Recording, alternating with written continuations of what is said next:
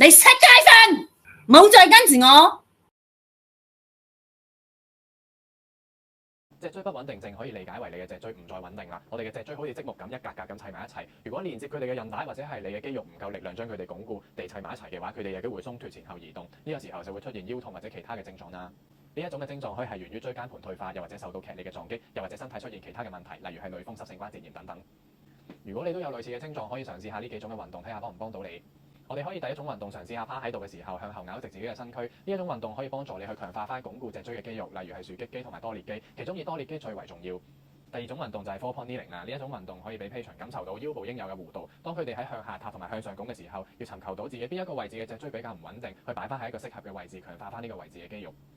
第三個運動就係 bird dog 啦，呢一個運動可以考到大家喺舉手同埋舉腳嘅時候，要維持到脊椎嘅穩定性，唔可以不停咁搖晃。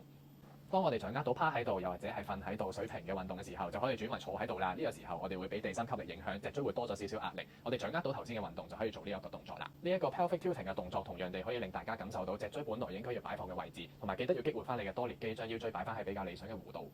最後，如果掌握到以上嘅運動比較難，就可以做呢一類型嘅 knee side plank。呢一種嘅運動可以強化到我哋嘅側腹，令到我哋除咗前後嘅穩定性增加，左右嘅腰部穩定性都可以得到強化。最後，如果症狀真係十分嚴重，尤其係腰椎唔穩定，有機會揩到附近嘅神經線，出現行路唔穩陣、失禁，甚至乎其他嚴重症狀，記得就要諮詢翻相關嘅醫護人員啦。